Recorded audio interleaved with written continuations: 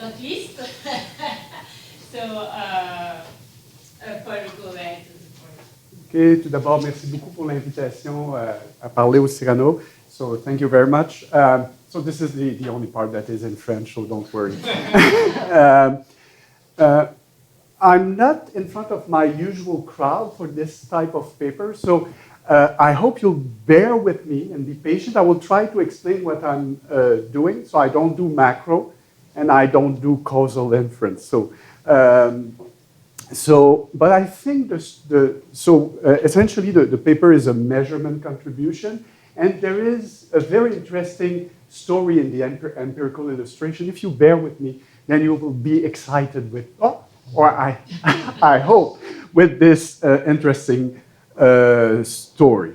So the aim of the paper is to split the contribution of identity stratification and social class at birth on inequality of opportunities. So why are we writing this paper? So we have two strands of literature. So one of the literature is a literature on the economics of stratification on one side, and the other literature is the literature on inequality of opportunity, so the measurement of inequality of opportunity. And there is a link between the two, and this is a kind of... I'm sorry, I'm already lost because I don't know what is identity stratification. It's my next slide. Oh. If you bear with me. Okay. Yeah, so I'm trying to build the link between the two literatures. So we know what is stratification when we do a statistical analysis. What is this literature on economics of stratification? So it comes from the Black radical tradition in the US. And it's essentially a literature that started around 2005 with Sandy Darity. Is it important? So there is a special issue of the Journal of Economic Literature this year on race and economic. And many of the papers in this special issue talks about this literature on racial. And in this case, because we are in the US, it's racial stratification. So the literature aims at two things. So one of the things is to explain. This is not the part that I'm good at. But the other part of the literature is measuring the impact of this stratification. And this is what my co-author and I have been doing all our career. So we say, let's look at this. So Sandy Darity argues that if we assume that there is no reason for people of different identity to take actions that will be counterproductive for themselves, then if there are some inequalities that are due to some kind of identity, this identity should be considered unfair. Then Stefani Seguino takes this idea of stratification and brings it into the feminist literature. And of course, this is another kind of identity stratification. Okay. That's a quick question? Yeah. I mean, doesn't it depend on what you mean by worse off? Because if I might value belonging to my group and more than I value, say, some economic success. So if you take the paper Acting Black and say, okay, then I don't want to get good grades because that may not be very good for my group, or for women, I'm going to say for women, I may want to be acting female and not signal that I'm ambitious and do ambitious things because that's going to hurt my marriage prospects, whatever. I can imagine that you would maybe be made worse off in some sense and better off in other senses. Yeah, so here you're referring to preferences, and if you're referring to preferences, then you have a welfarist approach. I don't believe it. I don't believe that culture is preferences. I believe culture are social groups. Yeah, but culture is social. Yeah, I know. Now I'm entering into your field, so it's constructed. And actually, and I don't want to enter into this because this is not the purpose of my talk today, and I'm sure you're way better than I am on this. But if for some reason the way the society is constructed imposes on you, in some way, some of these beliefs, then maybe if we perceive the consequence of these beliefs are as unfair, so as policymakers or consultant or analyst to policymakers, then we may want to look at what kind of policy can attenuate these negative impact of culture. But what I aim to do here, and this is the only thing that I will be aiming to do, is when I take differences in outcome, it's dollars of income, dollars of consumption, or if it would be health, then it will be some index of quality of health. So if you... I'm going to let it go. Yeah, okay. And what Stephanie argues is that if you want, what would constitute a fair society? It would be a society where the probability of being in any social position will be the same for anyone, whatever the identity, the gender group. But then it can be extrapolated on identity. Now, if you take this argument of Seguino, who defines this principle of gender justice, and you extrapolate it to identity justice, then it's very, very close to this philosophical argument of equality of opportunity. And this brings me to the other literature. So John Romer in 1998 takes this idea from the political philosophy literature of equality of opportunity and he brings it into economics. And what Romer does is splits the inequality of outcome into two types of inequality. So one type of inequality will be inequalities that are due to the individual's accountable decisions. So let's call it effort. Since we're economists, nobody will be offended by effort. So any kind of investment to increase your income, and then inequalities that are due to birth lottery. So I was lucky or unlucky with respect to the family in which I was born. Then if you read John Romer's papers, so he shows in his papers that if we assume that the distribution of residual luck is independent of characteristics, then equality of opportunity requires, and I'm not doing this in the paper, he has done this, that the conditional quantile function, conditional on your initial circumstances, should be the same for everyone. Whatever are your initial circumstances, then you should have the same conditional quantile function of income or any outcome of interest. Now, if you think of this, and you think of the idea of Seguino, they are the same. So what is a quantile function? It gives you the position. It's the inverse of the CDF.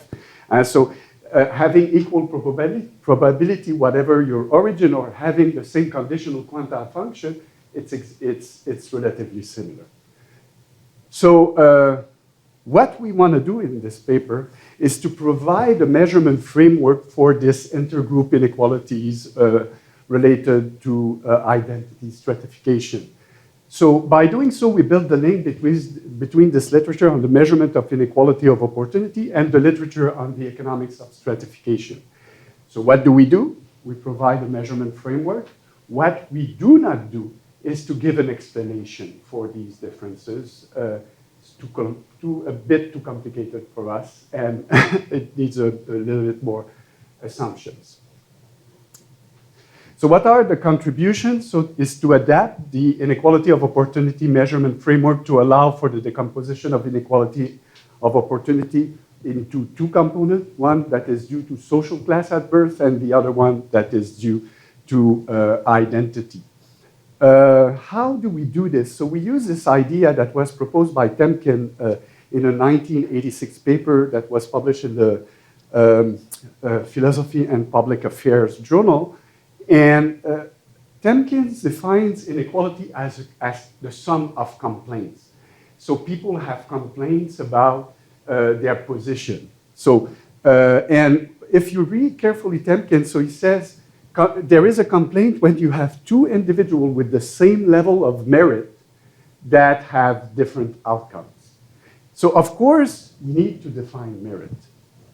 The nice thing is if you put yourself into this inequality of opportunity literature, then merit is it can be identified as the level of accountable effort that an individual is putting.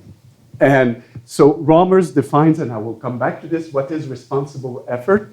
And so we can use this responsible effort as a level of merit, and then it's easy to define the complaint of an individual, or not an individual, because it's impossible to identify this at the individual level, but a complaint that is associated with some level of accountable effort. What do? We propose a wide class of inequality measures, because once you have defined this idea generally, then you can have an infinite numbers of inequality measures that obey these principles. And what we do, so we derive the stochastic dominance conditions that are associated with these classes of indices. So in brief, we developed this inequality of opportunity framework by merging inequality of opportunity and Temkin. We take an empirical approach that is close to Pestolesi, who is one of the few to use to estimate the entire conditional distribution to measure inequality of opportunity. In order to model conditional distribution of outcome, we use a regression distribution approach à la Chernozikov, Fernandez, Val, and Melli. Since we're interested in conditional quantile, one could use, depending on the outcome, standard quantile regression. If you don't have mass of probability at one point, it will do the job. And the chosen empirical approach is also close to Brunori, Palmisano, and Peragine, Brunori, Ferreira, and Peragine, where they estimate the entire conditional CDF. But the difference here we're using is in the empirical approach. They use a random forest model in order to reduce the number of different groups. Paper in brief, we also provide an empirical illustration. And this is the part that I hope that will keep your interest during the talk. So we use the Egyptian labor market panel survey from 1998 to 2018. We look at the evolution of inequality of opportunity in Egypt. And the interesting thing is that we see a divergence between women and men after the Arab Spring. And this will be an interesting thing. We have no explanation for that, but we have this as an observation. So if you're patient and you follow me into the theoretical part, then I hope I will convince you that we're measuring the right thing. So measurement framework. So this is a cut and paste from Romer. So we're using Romer framework. The only difference are the part in red. So it appears light brown on this slide, but it was red initially. We split age as a characteristic because Romer is in a theoretical model. It's useful in real life to split by age because you can have some differences in outcome that are certainly due that two persons are at two different positions in their career. So we use age cohort somewhere in the empirical approach. And we also split group identity because we want to use this characteristic to split the population in order to look at stratification. Here you have an important identification assumption that Romer makes. So Romer assumes that your income, let's say income, but any outcome can be here, is a function of your individual effort. And here it's raw effort, so it's not adjusted yet. So we'll come back to this on the next slide. Your age, all X here is the list of social characteristics at birth. And G is your group identity, and L is some residual luck. And this function here is strictly monotonic in effort, and this is important. If you don't have this strict monotonicity, then you don't have the result. So we assume that. How do you want to think about genetics? Huh? How do you want to think about genetics? Genetics will be in the residual luck. Then we assume the same distribution. We assume the same distribution. I know it's not necessarily true. No, just Some group may have a different distribution, but here we assume the same distribution.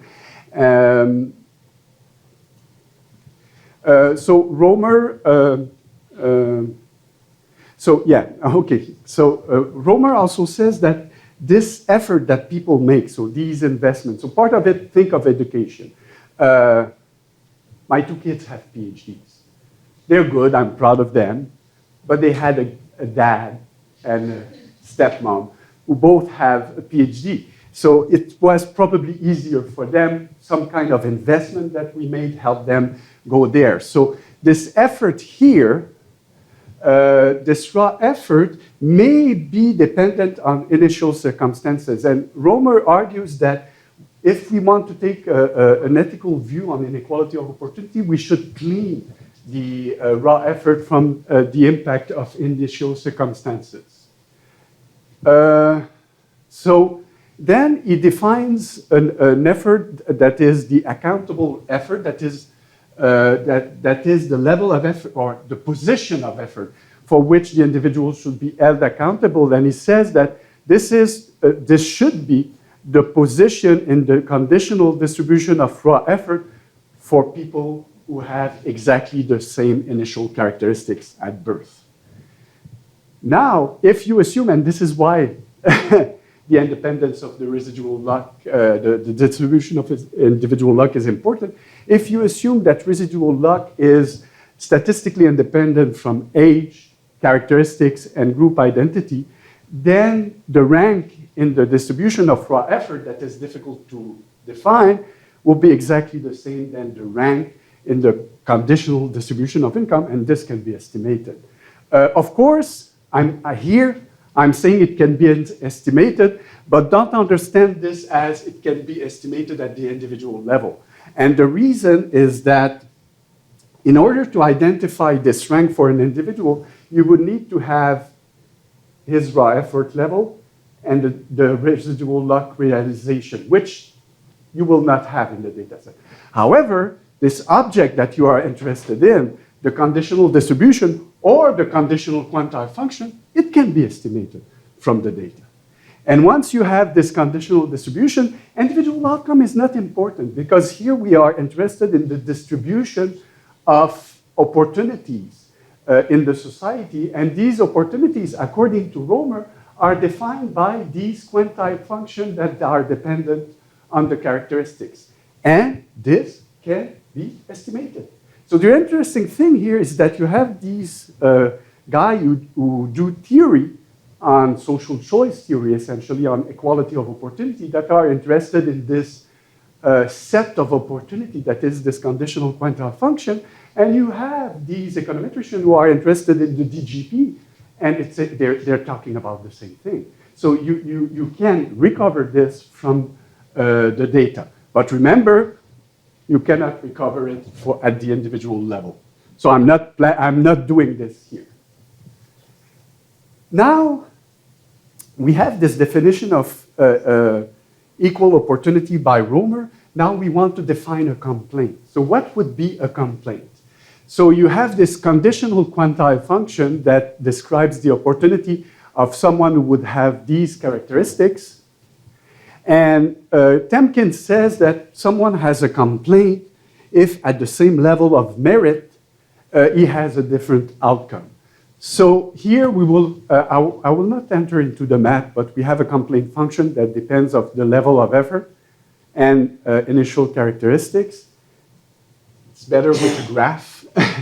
So assume here I'm putting 4 different quantile functions, and I define something that is important here for the complaint, the rho function, that gives you the upper envelope of all these quantile functions. So depending on the level of effort, it goes on this graph on 2 different conditional quantile functions.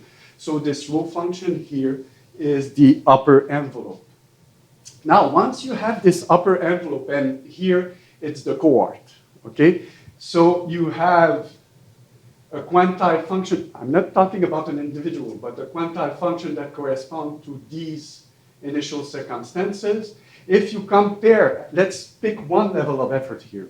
we're considering all potential level of effort, but let's pick one. So the complaint will be this distance between the conditional quantile function with these initial characteristics and the upper envelope. How do we define the complaint? So here, this is the complaint at one level of effort. But at birth, the level of effort is not chosen yet. It's the opportunity set. So all the level of efforts matter. So how would you aggregate this? Essentially, we say it's a weighted average. Why weighted? Because we don't want to put any strong assumption on this weight. So we assume it's non-negative. So you're never happy about a complaint. And it should sum up to 1. So a standard average can do, but any other weighted average would do the job. Yeah. I'm sorry, I'm a bit slow. Can you go back to the other slide? Yeah. And, I'm sorry, I'm not sure I completely understand what the rho function means. Okay, the rho function, so it's here. So assume you have all so here we only have 4 conditional quantile functions, but assume you have all conditional quantile function within an age cohort. Then you take the upper envelope, so the maximum value of all these quantile functions for all levels of accountable. At a given level of effort, when you define a complaint between what you are going to achieve with respect to the maximum you could achieve, yeah. And for this, we take this idea from Temkin at the same level of merit, and we say, okay, a merit in this context will be the level of accountable effort. And here it fits well into the quantile function because the level of effort is defined by the position in the CDF, okay? And here, of course, you have the absolute distance, but in the paper we use relative distances because then you can arbitrarily have more distance at the top because those are higher level of income at the end. So we assume that we aggregate these complaints. So the complaint of an individual who is born with these characteristics is the complaint that are associated with his or her opportunity set. So it's defined here as a weighted average. And we don't put more assumption than that for the time being. What is an index of inequality? It's the average of this complaint function in the distribution of characteristics in the population. Here it's an important notation. Omega is the set of all inequality of opportunity indices that you could build that will fit into this. So any function here that you impose that obeys the 2 assumptions that we have here will be an acceptable inequality of opportunity index. Sorry, again, I have a question. Yeah. So if you go back to the previous slide again, yeah. This one, okay. So can you say that a merit could be more important or have more weight depending on the level of effort that you did? Like I did a lot of effort and the omega E is not defined with respect to this function. Yeah, the weight function, and you're absolutely right. No, and you're making I wanted to make sure that the weight function is really related to the position. It can be independent if it's the same for everyone. Then it's a standard average, but it can be different depending. And if you look here, it's dependent. It can be dependent on E, and then the only way it's independent on E if it's 1 for everyone. Because it needs to sum up to 1. But my point was really to make sure that the omega E was related to directly the level of effort that you did, but it will be always the gradient will always be positive. So for instance, if I make more effort and that the distance, I mean the kappa, is the kappa. I'm going to try to be clear on that. If I make more effort, should I be more compensated in a way if the kappa is higher, or? It's a very important question.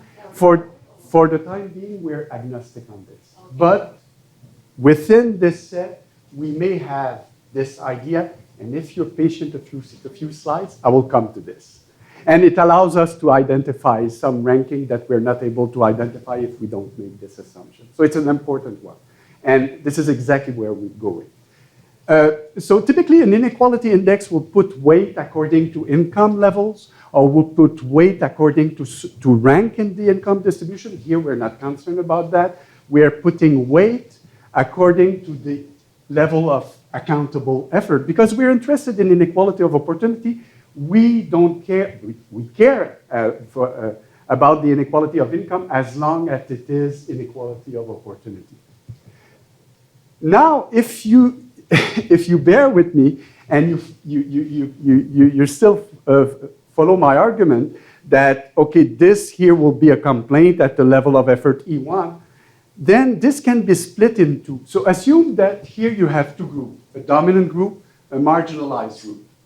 And if you are looking at the quantile function of the marginalized group with some characteristics, and then you take the distance here between the conditional quantile function for this marginal group with the quantile function of the dominant group, but with exactly the same other characteristics. So assume male, female, exactly the same family characteristics, except one is female, one is male.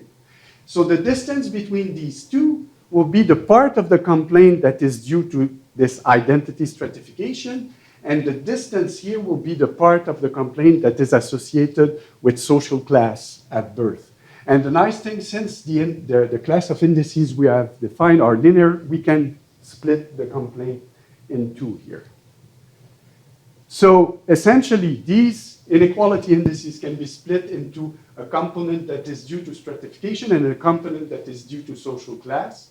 So here it's just the definition that are on the top here. Now, what do we do? So, But are you going to aggregate it with the same omega? When it comes to the social? so we use the same omega for everyone. Yeah, that might be objectionable. I mean, you might not want to use the same omega for identity that you use for Why? Why? because you might say, well, this is more objectionable. You know, they have the same effort, and now they're being hurt by, even given the same AXG, Yeah. and the same E, they're Yeah. being further hurt by something that. Okay, so what you would like here is to put more I mean, I'm weight. just saying you could. I mean, Yeah. I don't really care. Yeah, and you could, and we thought about this. So we could put some kind of concave function on this and say, okay, this part is the part that is due to social class, but here it's even more costly because it's due to identity. I mean, you could. Yeah, we could do that. We don't do it in the paper, but we thought about this. We have an interesting paper that is coming in Health and Equality where we have this kind of concave thing, and then you need to compare surface instead of curves, and it complicates things, and you have less rankings. So if you bear with me with the linearity here, we're able to identify a few things. And of course, as you will see, we identify something that doesn't go in the right direction for women in Egypt. So if you put some concave function on this, it will be worse. Okay. Typically, for most of you, and I've seen some people use the Lorenz curve in the presentation yesterday, but the initial version where you rank people in the opposite direction, but this is how Lorenz defined it in his paper. So we will use something similar. So when you compare two Lorenz curves and they do not intersect, then you say the one that is further away from the 45-degree line has less inequality.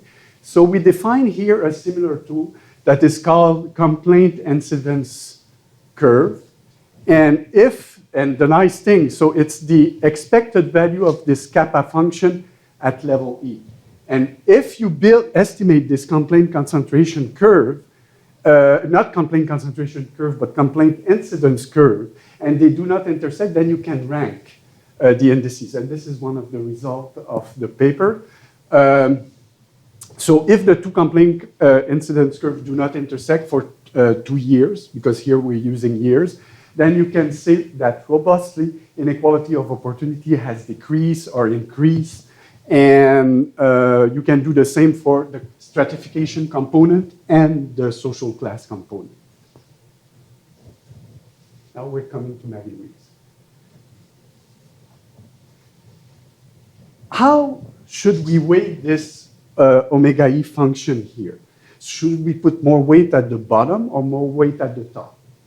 I will share Marie-Louise's view on this. I will be a meritocratic one, putting more weight on higher level of accountable effort. But some people may say, no, we want to compensate those that are in the bottom of accountable effort for some reason. Okay, reason that are due that maybe this unobserved capacity to make an effort. Yeah. Also, my point was not completely clear. I'm not sure it's still clear, but my point was to think that maybe it would be nice to have a weight that depends on the relative complaints. Yeah. That is the ratio of kappa over E. Yeah. And then I don't. It's a matter of I don't know of. It's really an ethical question. Are you going to have this omega as a function of the relative complaint increasing or decreasing? No, it won't be as a function of the complaint. So we could put, and this comes back to her argument where you have a concave function on the complaint at each level of effort. We don't do that in this paper.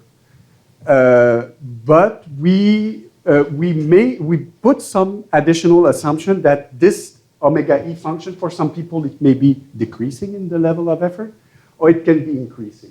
If it's increasing, if you have in mind anything about glass ceilings, when you say, okay, there is a glass ceiling here, then you have a meritocratic view. For those people who make a very high level of effort, there seems to be, okay, you're French-Canadian, you're not becoming governor of the Central Bank of Canada. This is known in Canada. So there is a glass ceiling here.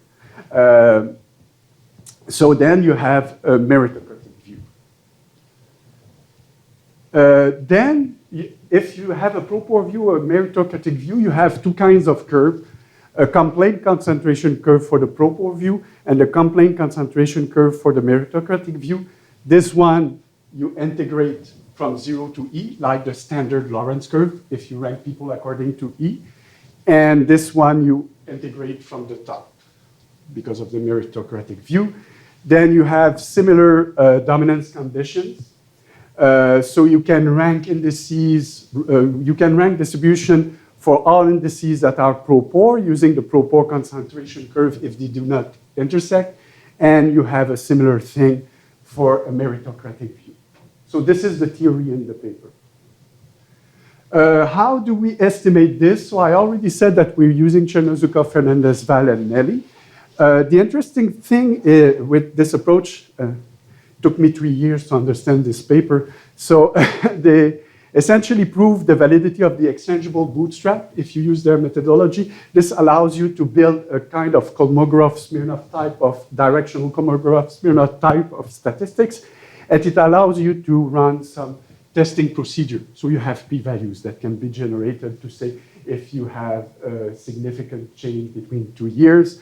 So what we do here, we follow a procedure that is similar to Sheshman, Shelef, Yitzhaki, and Zitikis, and a paper that we have co-written with Mohammed Khaled for health inequality. Now to the empirics. And if you buy the theoretical story that I've presented so far, and we go into the Egyptian context, for those who don't know the history of Egypt, so in the late 1950, early 1960, early 1970, so you have Gamal Abdel Nasser. It was the period of Arab nationalism. So it was kind of a centralized economy, more centralized economy. It was seen as leftist, but there is a component that is nationalist in this. So I'm not inclined to say leftist, but it was centralized. So when Abdel Nasser period was ended, it was Anwar al-Sadat that we all know because of the Camp David Accord. But at the same time, Anwar al-Sadat started a liberalization of the economy. He was moving closer to the US, so more liberal economy. But it took a very interesting trend, and it's typically Arab. I can say this, I'm from Arab origin, so I dare saying it. It's corrupted. So it's a fun, and if you read Arab economists, they always talk about a crony form of capitalism. So you have the wasta. So if you want a contract, then you need the network. And this is how Arab economies function. And it was really heavy under Hosni Mubarak. It got worse. Of course, most of you probably know the story. 2011, this Arab Spring. That seems like a winter now, but there was the Arab Spring. And there is an interesting paper here that look at the evolution of the support for redistribution before and after the Arab Spring. And in Egypt, the support for redistribution increased from 22% to 59%. There was a strong support for a more equitable economy. Yeah, this is what happened. And the puzzling part here is that if you look at inequality as measured typically in Arab countries, it was going down. And you will see, we'll still have this story. You have the same story with inequality of opportunity. But we'll put this on the side. Then we have Mohammed Morsi. So you have the first free election in Egypt, and they elect someone who is close to the Muslim Brotherhood, ultra-conservative. Okay? It's like they are Pierre Poilievre. Okay? And so they elect Mohammed Morsi. Then there are some revolt in the cities, because as in any countries, cities are more progressive than rural area. And the army overthrows the elected government, and Abdel Fattah el-Sisi becomes president. And it's an army government, exactly the same type of government that used to be there before, the same kind of cronies. However, keep in mind that this authoritarian government faces this demand of more equality in the society. So our objective here is to study the evolution of inequality of opportunity in Egypt before and after the Arab Spring. So we use 4 waves of the Egyptian labor market panel survey. The outcome variable is labor income. And the initial circumstances of the individual, education of both parent, type of employment of the father when the person was young, region of birth, year of birth, so age, essentially, and gender, that will be the identity marker, women versus men. An interesting thing here, we're not used to this, but the ELMPS, so this Egyptian survey, and it's true in other Arab countries, they have a specific question that was put there by Ragi Assad, essentially. They asked the person, are you actually working and you don't receive any compensation for your work? So we're not talking about household production here. We're talking out of the household. You're working on a farm, you're working in a store, but you have 0 income for this. And the thing is, women make up the majority of these workers that work outside the household, but who are not compensated in Egypt. And specialists of the Egyptian labor market, they call this the extended definition of employment for individuals, and it's used in previous paper. Yeah. A lot of these people, they work in family enterprises. Yeah. And so I don't know how it's in the ELMPS, so typically then in data sources, you know the income and you know the profits of the family enterprise, but you don't know how to attribute that to different people in the household. Right? And so even if like maybe the head of the household like indicates some income and the woman indicates 0, that might not be exactly the way to split it, right? So how are you going to deal with that? It's a good question, because of course the woman will benefit. If you think in terms of welfare, she will consume. Her consumption is not 0 because her income is 0. Here we are interested in the inequality of income. Who has the right? So who is the owner of that income? And believe me, if the income is 0 in an Arab country, your autonomy on deciding how this income is attributed is relatively low. I don't know how it is in Egypt, but at least for many Latin American countries, you would be doing the activity at home. Yeah. Like you would be cooking something Yeah. that then gets sold by the man on the street. Yeah, this, So you're insisting on strictly outside the home, you're not going to capture. we capture anything that is done at home for household production. I don't know what household production means. Yeah, so think about farms. So it's a rural country. So they go out of there and they work on the farm. They typically, women will sell on the street. So maybe they hide some part of the proceeds of what they sell, but essentially they go outside the house and their income is zero. Are we missing something? Of course. If we think about care work. You know, I'm not talking about that. Okay, you're talking. I really was talking about production. That is sold by. Sold in the market. Yeah. But you produce and your husband sells. Now I will give you an answer. I'm not 100% sure. Okay, because I'm not the person who designed the survey. We should go back and read carefully the survey question. I think that in this case the answer is yes. It's counted. I'm not sure 100%. Mira, are you? I'm not 100%, but But she's my quoter. This considered. If she's producing at home, not for home consumption, But then it should be in the zero. Okay, perfect. Yeah. So I'm not the person who's the specialist on this part. So we do not model labor market participation. So one thing that we could say, okay, we have a lot of zero here. Our model allows us to account for these zero. So let's account for labor market participation and put these zero. The thing, and the argument has been made not by us, but Raghi Assad, Caroline Kraft, John Romer, and Saleh Isfani. In a paper, they say that unemployment in Egypt, we're not talking about a country that has an employment insurance and social security.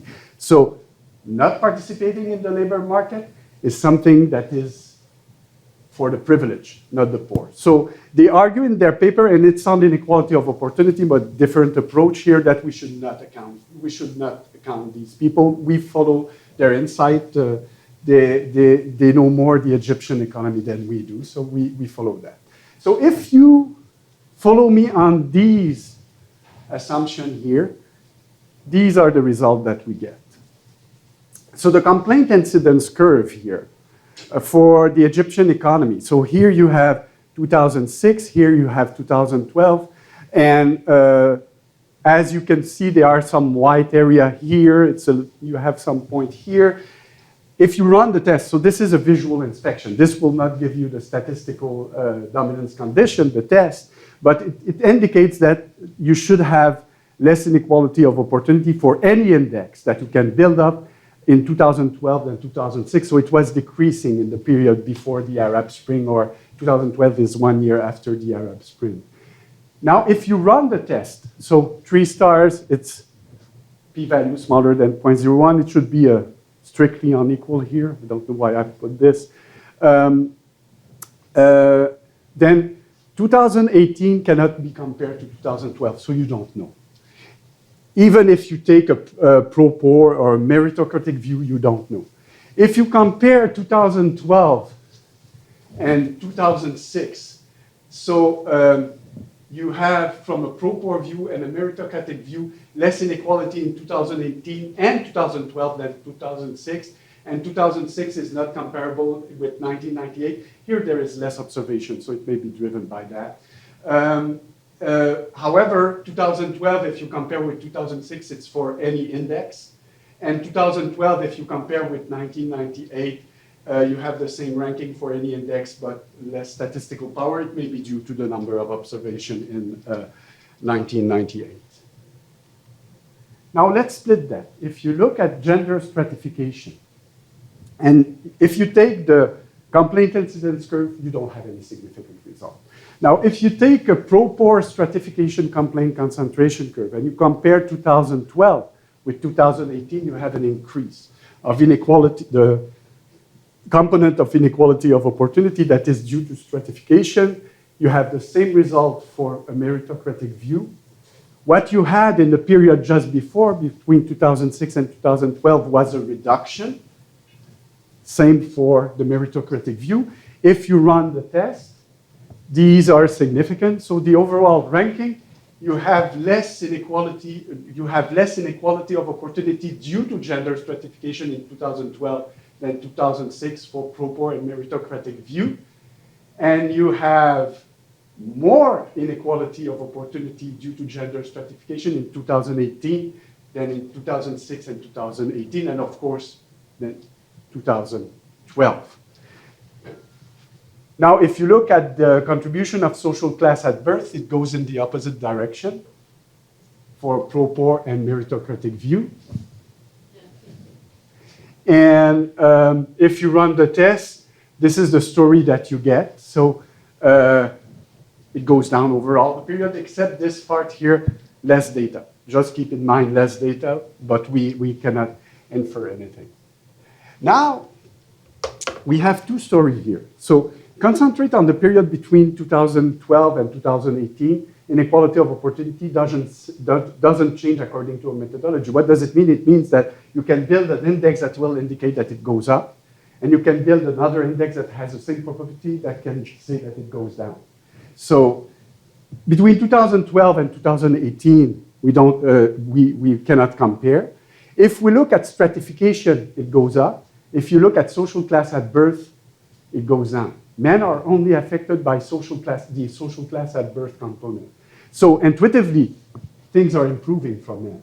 And this is exactly what you get if you run the test. Now, the interesting thing is that we say that the component that is due to gender stratification goes up, but the component that is due to social class at birth goes down. For women, we don't know, because it goes, they have the two effects. So we look at inequality of opportunity just for women, and the story is quite consistent with the stratification, things that seems to dominate. So 2012 has less inequality of opportunity than 2018. 2012 has less than 2006 and 98. 2018 cannot be compared with 1998. However, if you take a pro-poor view, only a pro-poor view, then 2018 is worse, not only than 2012, than 2006.